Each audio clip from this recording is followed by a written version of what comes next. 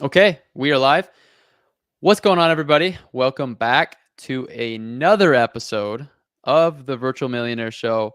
And today I have a special guest, and I'm excited to kind of dive into his story. Andrew Lucas, how you doing, my friend?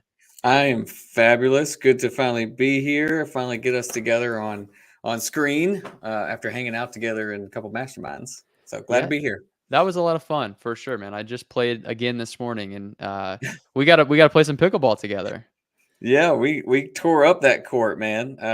We I'm did. pretty sure you were the strong link. I may have been the weak link, but it's fine. That's okay. That's okay. It takes a while to get acclimated to it. I would say I'm the newbie in the group that I roll with. These guys play every single day. And if Really. Tony was watching this or listening, I would say he's probably the weak link. But I don't want to hurt anybody's feelings, so I'll keep it down. That's Uh, right. but anyway, we're here for real estate, and obviously, a lot of listeners that are going to be tuning in, whether it be live or catching the replay.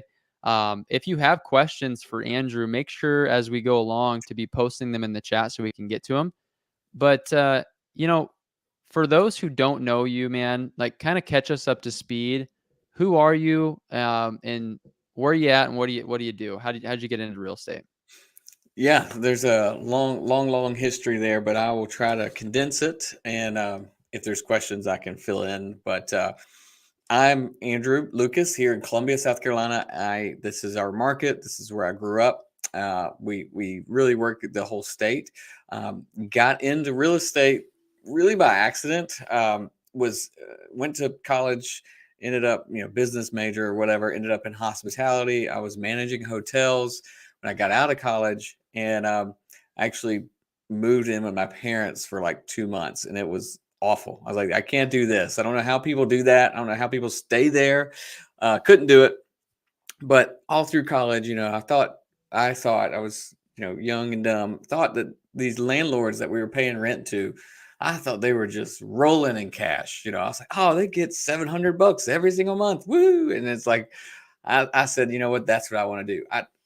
Whether I was thinking smartly or just completely dumb, it turned me down to this road where right out of college, I ended up buying a rental house in still kind of the college rental area where my thought was I'll live here for a little while, get a 30-year mortgage, but I'll probably rent it out to students, and I'll have a roommate while I'm living there because I was a bachelor.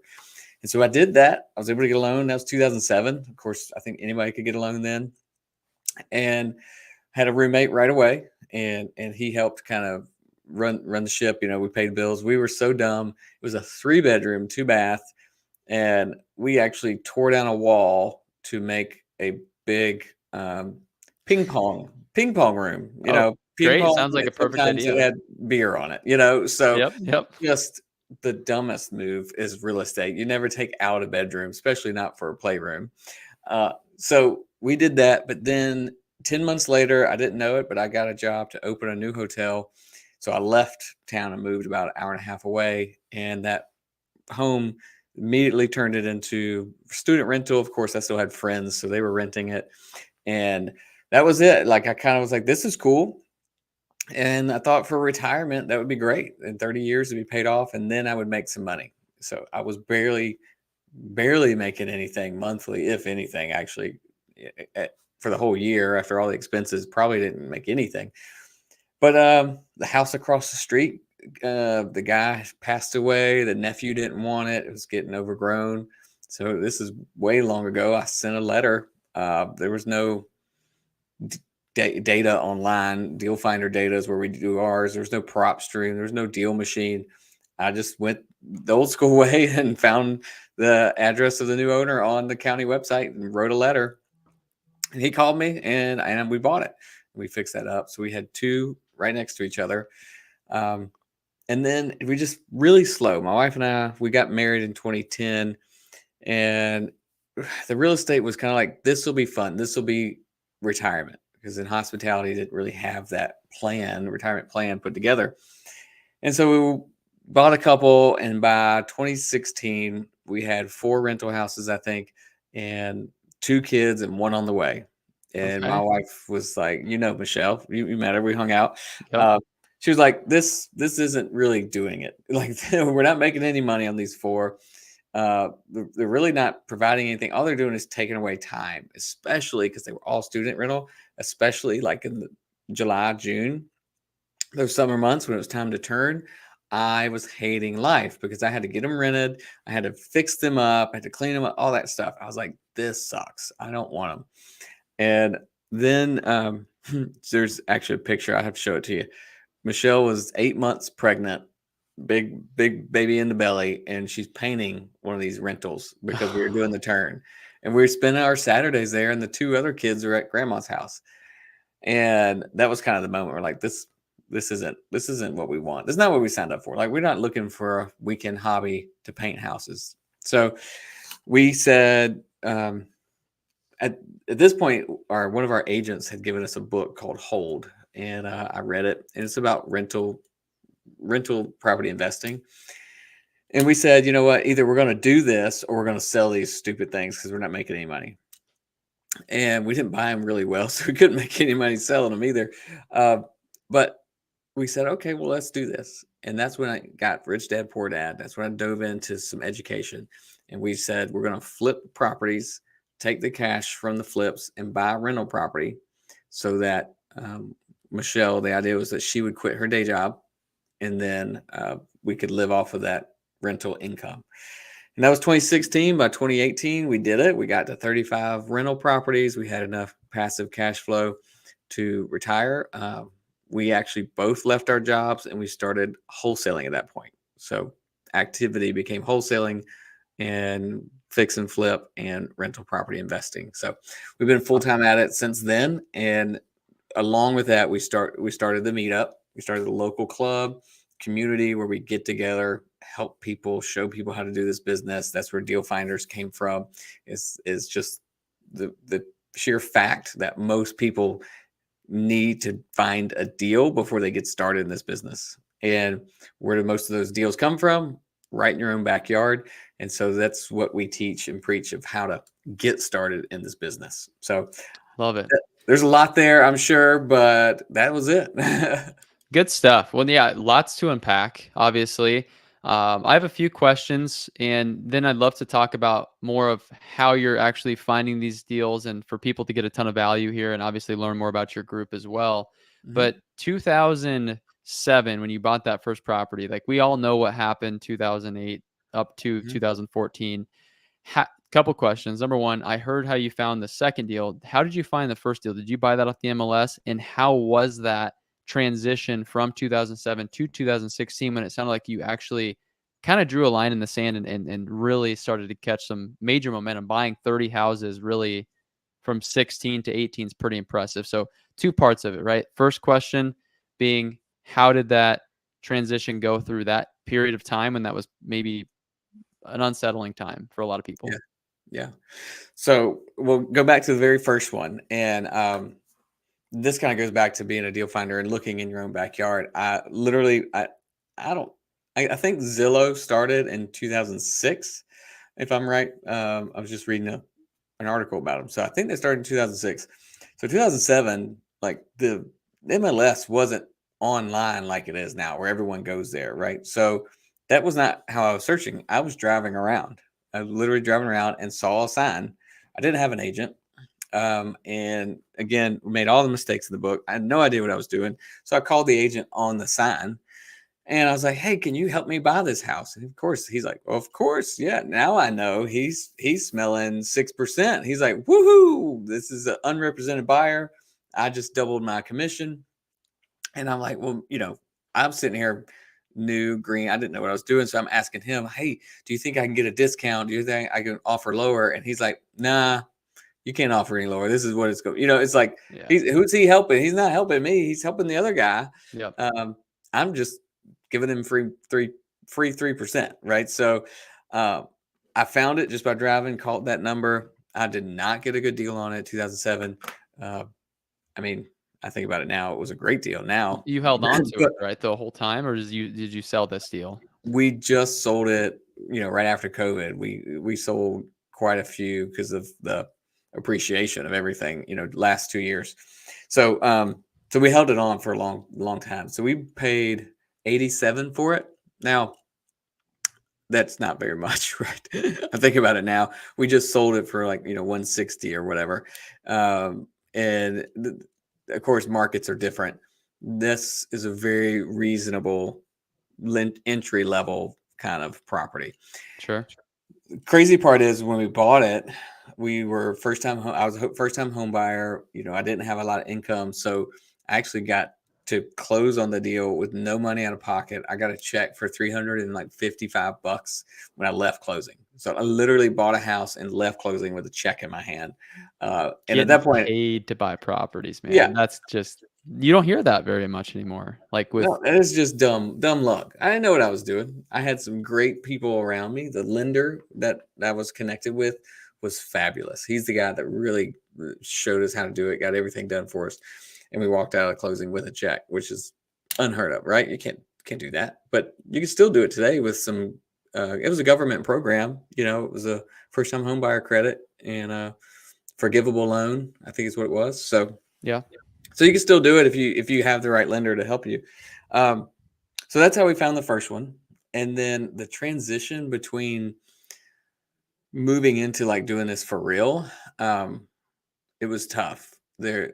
I say there's a lot there, right? What I basically committed to is I said I'm going to just do this. So every morning on my way to work, I would take a different route and look for deals. Every day at lunch, I was looking for deals. If we were doing renovations, right? So I was going by the property in the morning if I wasn't looking for deals. And then at lunch, I was going by Lowe's to pick up material to get over to the project. And then after work, typically I would go on home after work. I would just kind of look for deals on the way. But we had young kids, so I'd put them to bed, hang out with Michelle, and then like she's early to bed. I'm a late night guy. She would go to bed and I'd go down and work till 1, 2, 3, maybe 3 o'clock in the morning. It's usually about 1 or 2 o'clock in the morning. I'm on the computer looking for deals, looking on Zillow, doing all this stuff, working on the projects. And it was a grind, and it was tough. And honestly, it nearly ruined our marriage because I got like addicted almost to that, right? I was doing all that, this activity, this great, it was like the hustle.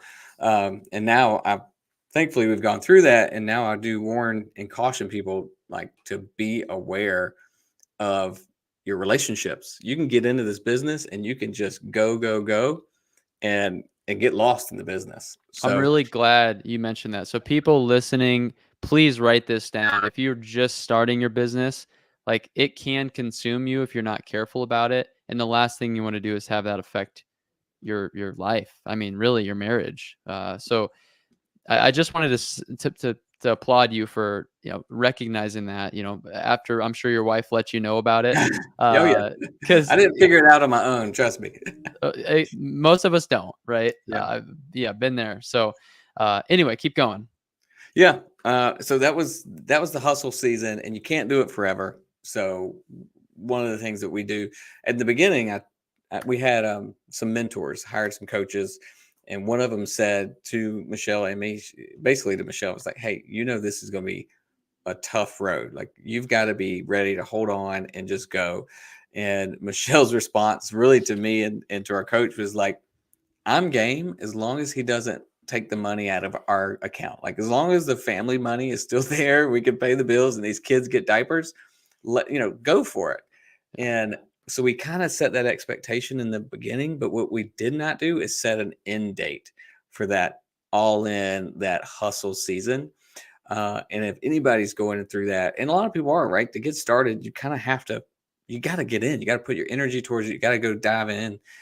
And what I suggest, we suggest now is have that conversation with your friends, family members, partners up front, but also set the expectation of the length of time that you're going to allow this to go without an adjustment or at least another conversation. So That's really good and important because people can get in this mode and then they forget to get out of it.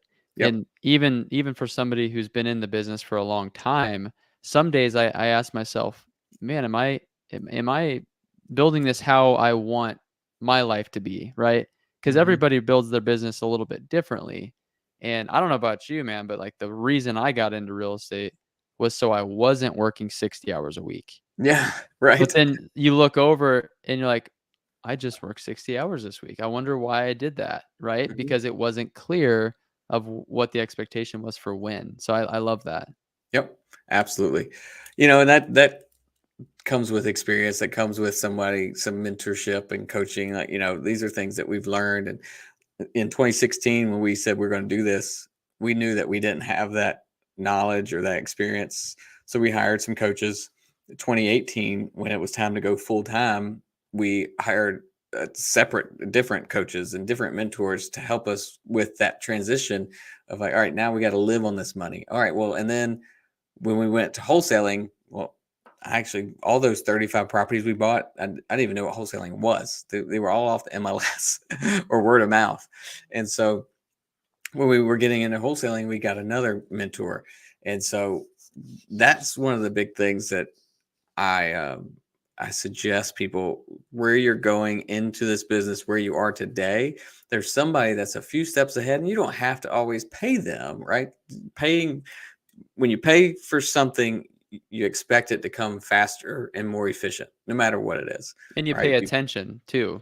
Yeah, and you're going to pay attention to it. Yeah. So you can learn these things for free. It just takes longer, and you might get some lumps, right? Or you pay for it, and you can get there a little faster. So that was our transition, and that was the way we did it. Right? It's different stages. We had someone else helping us and guiding us, and we still had some lumps along the way, but we got there. Michelle and I both kind of we retired from our day job, quote, retired from the day job, Right. set our own hours. Now we have a retail agency, so a retail agent team. We do fix and flips. She really drives that business. We have the quote, what started as the wholesaling business. It's a marketing business for us. It brings in deals, so we're direct to seller that way. And then our just our rental property portfolio, right? So we're about 100 units. We're kind of culling that herd again as prices are higher, and some that we've owned things for 5, 6, 7 years. So we're reducing some of that and picking up different asset classes. So that's kind of where we are. I love it. So that's impressive, man. So well done. I know how that difficult that is to build that up, and I haven't had that dynamic before of working with my wife directly. She's been like, I couldn't be here where I'm at without her support. Yeah. I have a business partner though, so I can only imagine like a business partnership is a marriage, and your business partner happens to be your wife, right? And Also married. and you're Yeah. also married, so it's like even another dynamic. So, um, any advice for people who are in a very similar, maybe, ambition to go start a business with their spouse? Like, any advice that you would give them to kinda keep things, congruent? And Yeah, for sure. So getting started, going into business with your spouse, I think kind of what we talked about earlier is kind of setting those expectations. Um, there's a lot of things, and even today, literally, I think today or last night, I think earlier today, actually, she's like, I have a really hard time reading your mind of what you want me to do. And I said, it's funny because I have a hard time reading your mind as to what you want me to do. It's like we're still married, and so sometimes we avoid the partnership talk because we're married. yep.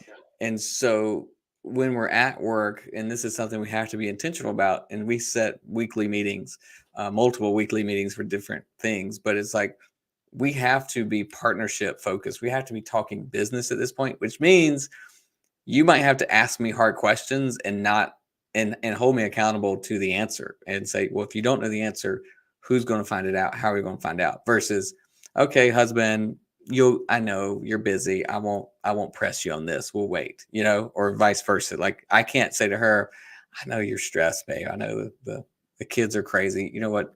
Don't worry about the bookkeeping. We'll get back to it. there has to Uncomfortable be, conversations being. they have to happen Yep. within work, like in these walls. This is why we bought an office. Like we couldn't do this at home because it bleeds too much. Yep. But within these walls, you have to have the business conversations. And when you go home, we like to say, you know what, we're not talking business, because we don't want it to bleed in. We don't want to get into an uncomfortable spot at home. Sometimes we do, obviously, it's like, what happened today? Oh, this is what happened. So, Would you say that you like what you do? Would you say that you guys truly enjoy what you're doing? that's funny. We asked each other that the other day. It's like, well, do we enjoy this? So it's not real estate, right? No, but Yep. real estate is not that great.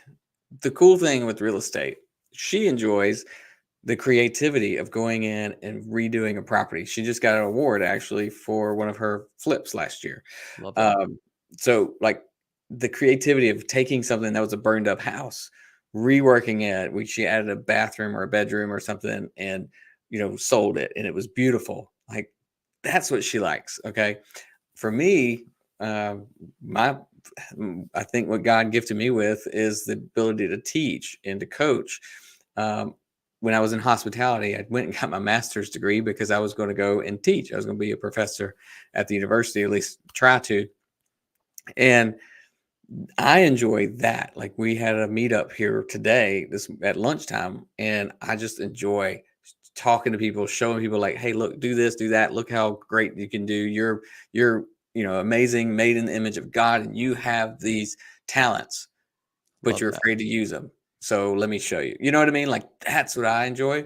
And of course, doing a deal every now and then is fun. Like Yeah, it is fun. some negotiation, a little back and forth, tug of war. That's fun.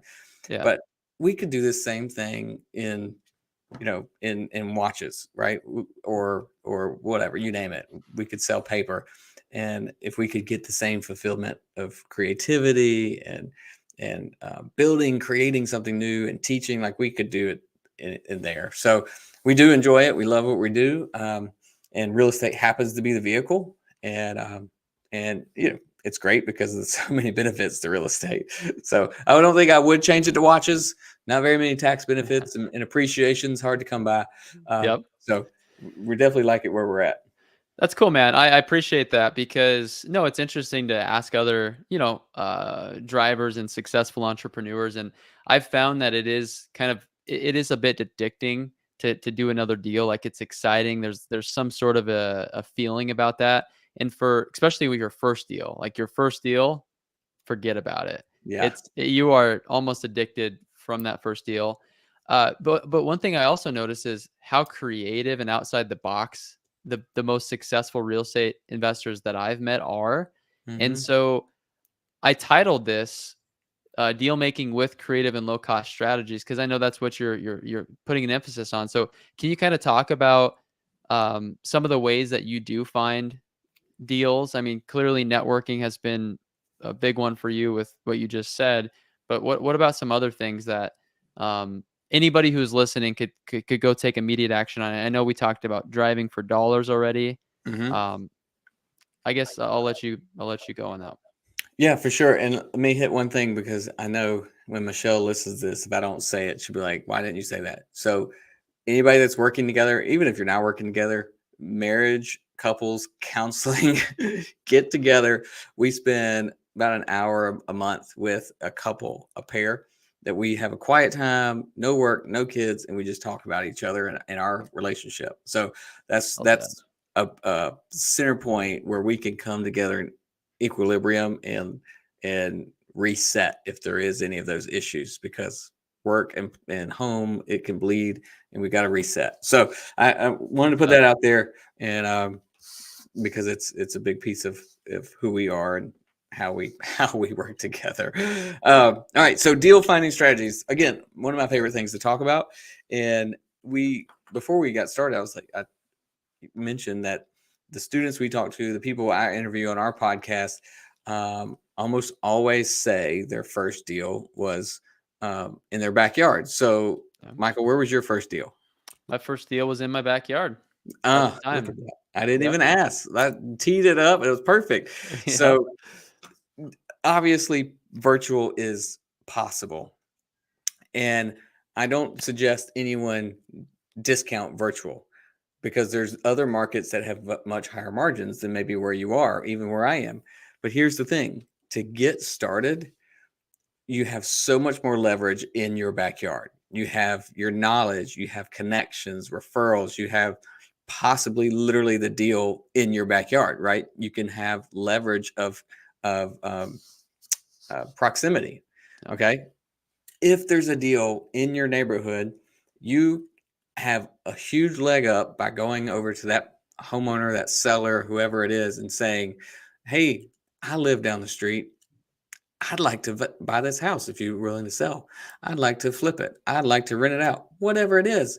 When you live in the neighborhood, you are way ahead of every virtual person, every VA or every other investor that's sending postcards, right? Or on TV, whatever it is, because you are in the neighborhood. So, Yep. Very first thing, guys, if you have not done a deal yet, literally get a dog. If you don't own a dog, borrow a dog, not a mean dog, one that people like, a fluffy one that somebody wants to pet, and walk your neighborhood.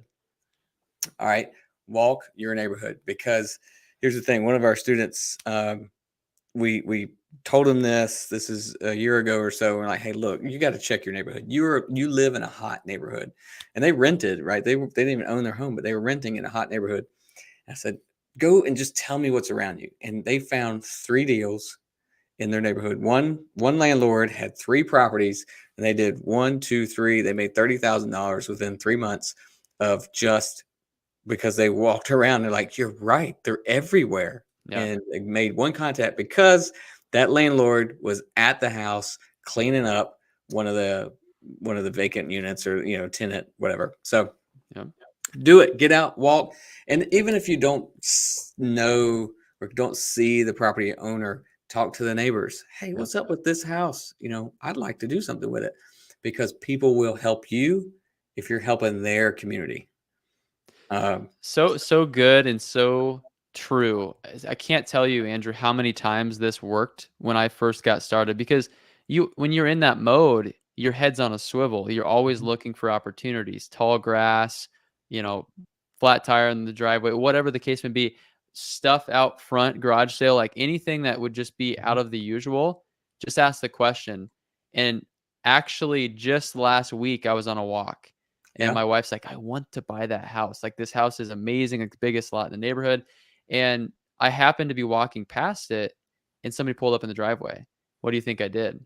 Did you ask him? It was a listed property. And I'm like, I'm going to get the inside scoop.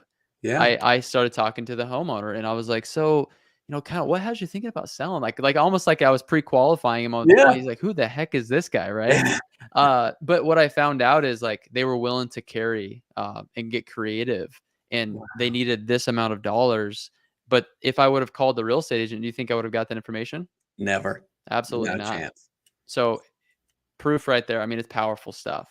Yeah, 100%. It continues. So this is one that hits home to us. When Michelle and we moved back to this town, to Columbia, we had some rental houses, but we weren't deal finders. Like, it wasn't, our mind wasn't open, our eyes, our ears, nothing.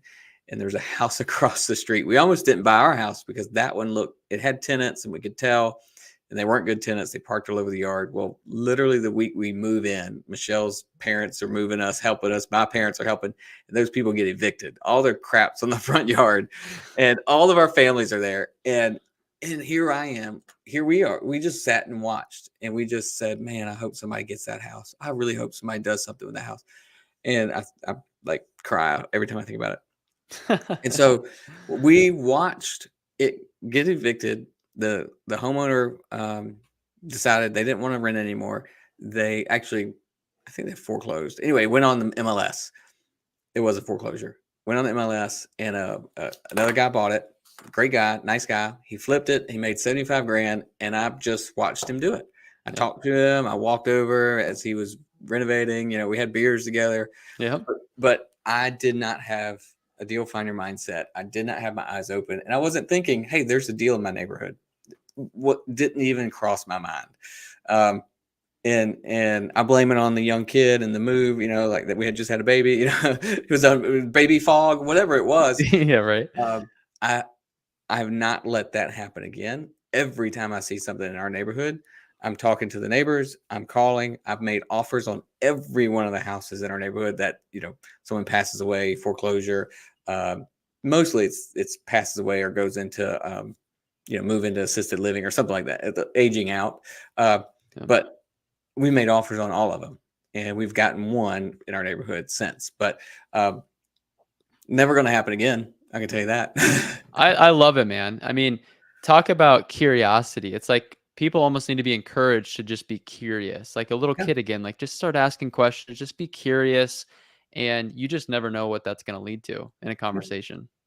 Yeah, and so to give another strategy, just to piggyback on that, exactly what you said is the curiosity of it, is to take that into the next neighborhood in your local market, right? So you got your little neighborhood that you can walk to.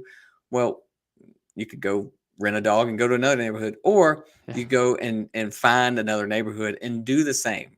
Drive around, walk around, talk to the neighbors, look for those properties, and that could be driving for dollars or get when you get out and you talk to the neighbors and you find out what's going on, you get a leg up. Yep. So no money, right? You're not paying for postcards, you're not paying for a list. This is literally no cost, and it takes time and it takes effort, but that's what you have when you don't have money on marketing, right? True. So use it wisely.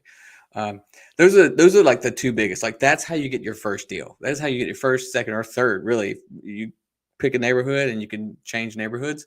But then you use leverage of people at that point, and you start asking agents, friends, family, potential wholesalers for the same thing. Be curious, ask them what's coming, what's going on, and let them expand your network. Same process, same mindset of your eyes and ears and mouth have to be open to be a deal finder. So good. And it's interesting, right? Because when people get started, and I'll even say this, like for scaling a company, at some point you trade your time for your efforts, and then Mhm, you can get to a point where you can start to see, okay, I know if I put some money in marketing, like I will get a return. But starting off, I love what you recommend because maybe in the beginning you don't have that money to just throw at a marketing campaign, and if you lose it, like now what, right? mhm, So I did hear you say though you are doing some wholesaling, mhm, and a lot of listeners are likely either wholesaling, flipping, or deal finders. And mhm. so for somebody who has graduated from the deal finding, like, do you have a team and do you spend money on marketing? Like what's your business look like today? Sure. So we don't actually wholesale anymore, as the word implies, of getting a contract and assigning that contract. A lot of different reasons, laws, just kind of the crushing margins, buyers that aren't really reliable as much as they once were.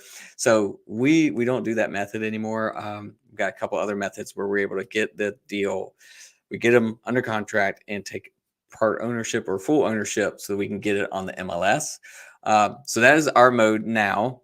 And but the behind the scenes is all the same of what wholesalers say, right? It's we just have to get direct to seller, and so we do have marketing. We are on TV. We have TV commercials. We have a PPC, so paid per click campaign going.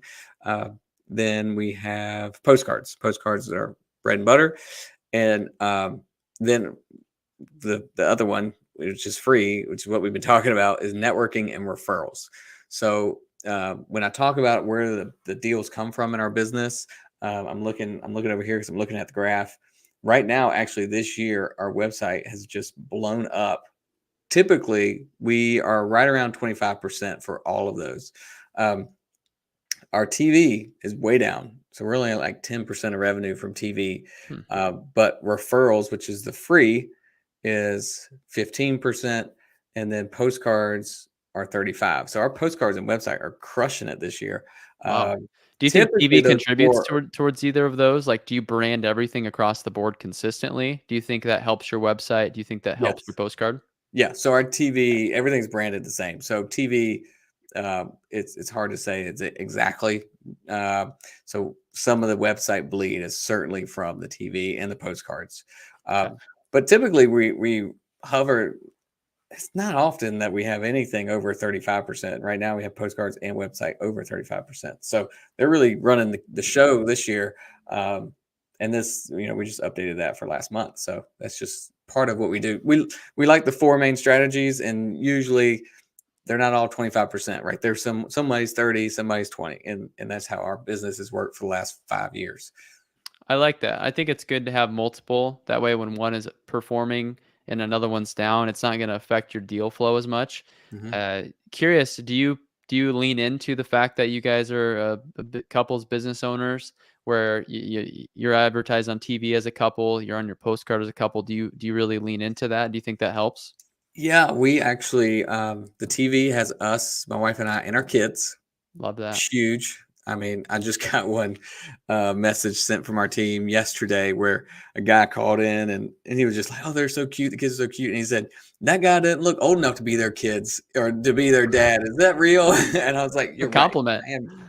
Uh, but we get calls just about the kids all the time. But we did a test with our face, our as seen on TV postcard, and it sucked. It is bad. Really? Uh, Really? Very surprising. We've only done it for 4 weeks, but it is so typically 1% return response rate on postcards is good. Yeah. We're usually a little bit above that, but and I have to write it down. It's 0.0006. So it's like it's 0.006 of a percent. So not even 1% or a tenth of a percent. It was tiny. It was tiny response rate. So you're Um, talking the little red as seen on TV emblem, or are you with yes, talking with our face and the logo from TV. Like like it, the screenshot of the actual yes, commercial? literally the screenshot. We do the same exact thing for our direct mail, Yeah. and I haven't split tested it since we started pretty much doing all entirely that, but that's interesting. You'll have to keep me posted on that, because have you already made a decision, like, this is enough evidence to Well, I mean, stop? we looked at it today, and the team's like, "Hey, what? The leads seem like they're down." I'm like, "Well, let's look at it." That's the good thing about tracking data with postcards. And I was like, "Man!" So the first step was, "Hey, contact the mail house. Has there been any issues?" No, the mails have dropped. No, it's out there. Okay, great. So what's happening? Who's calling us? Who's not? And it was like nothing. It just crickets on the one where our face and all that stuff is on, and the other one is 1%. I mean, the other one's perfect, normal It's response rate. just a family picture, no as seen on TV, nothing fancy? I'll literally grab one if you got 1 second. Yeah, let's do it. I think the people who are watching this would love to see it. And for those listening, he's going to show us the postcard that has been working really well for him. You guys enjoying this stuff? I know I could talk all day regarding marketing. So if you're getting value from this, if you're watching the replay, let us know what you're liking about this. Drop a comment, let us know, and share this with a friend. We'd appreciate that. So here it is. Yeah. Look how cute they are. Very, very nice. Yep. And so I'm trying to center that. So that's that. I mean, that's it. This is straight from the TV commercial. That's the logo. This is all straight, the same font from the TV commercial to make it stand out. That's And, clean. and then there it I is. like that. I like that. But I'm not recommending it to anybody. It looks good. And that's what I've realized, actually, because we use like Postcard Mania. We had these like beautiful, like even nicer texture of postcards drafted. I Yeah. sent out a whole bunch of them, and it was crickets. I'm like, wait a second. This is the most money I've ever spent. But we got to remember, right? Who's our demographic? Do they want to see a perfect couple? Do they want to see a perfect family? It's sad, but sometimes probably not, because Yeah. their demographic may not be in the place where that appeases to them. I don't know. Right. It's weird, but Yeah, it surprised me how bad it is. And so yes, we've decided today. We said, look, she's gonna Marissa on our team is just gonna confirm that the mail has gone out, and which it has, because this is our return mail, so we know it's hitting. Uh, and like at this point, it's so abysmal. There's no reason to keep going, makes unless sense. and who knows? There could be a lag, right? This could be the postcard that people put on their refrigerator and call us in 6 months. Yep. And Right? I mean, I don't know about you, but like in our market at least, and in the conversations I'm having, I mean, it could be seasonal, like October, depending on your demographic location. I know where you're at. Have you noticed anything outside of the ordinary for people wanting to sell their property right now versus maybe the same time last year with where the interest rates are? Yeah, I mean, we definitely are seasonal. We have a seasonal coming up. What we generally see is a slower um, end of December and beginning of January. So those that 4 weeks is Uh-huh. generally slow. So we try to jam everything in the first half of December, which means our contracts have to hit, within the next 4 or 5 weeks. Um, so we're going into that season, but the phone call, the lead number quality at this point should still be normal. I say normal, just it should be about right. It should be still the same response rate. Um, we are seeing a lot more people that are had foreclosure actions or behind on payments are now calling us, even though they've been behind for 3 years. They're now calling because now the Forbearance over. yeah, the banks are now saying, hey, either catch up or we're going to foreclose, and they're doing it right. They're going to the courthouse now.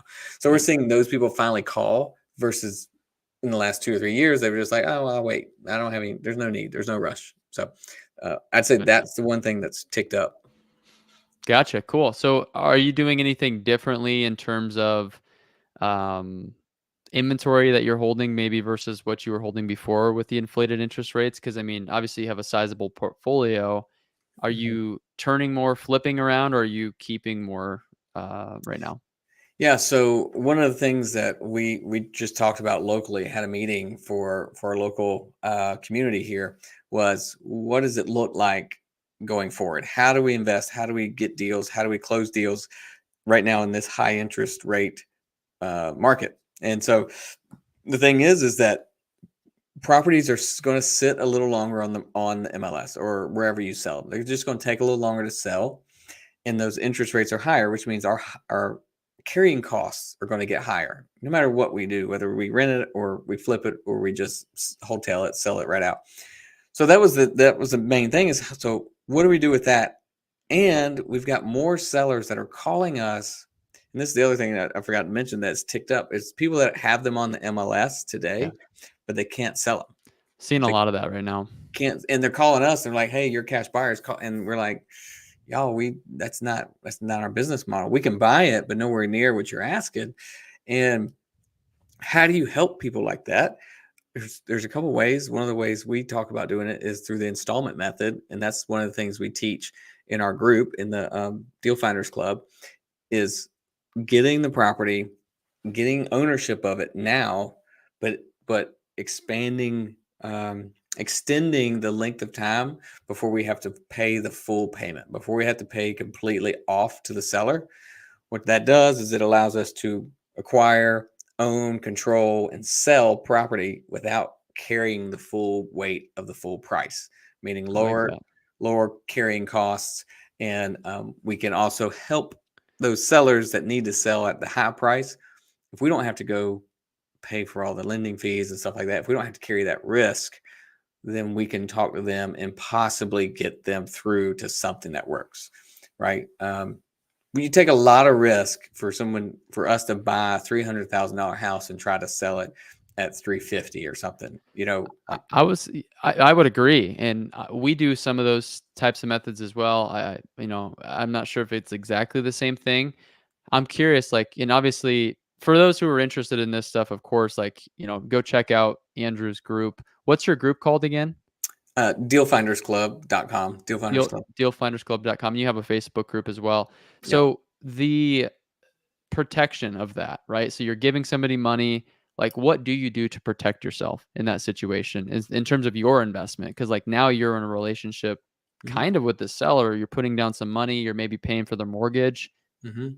partnering with them. Yeah. The protection really is that you own it. Like you gotta get on the deed.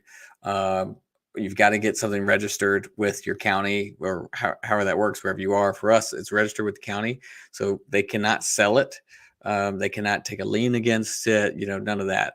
Um, that's the biggest thing is making sure you're recorded as an owner, or if you're going through a contract or a long contract process, then you want to record an affidavit of interest, basically telling everyone else you are in this, you've got some money in this.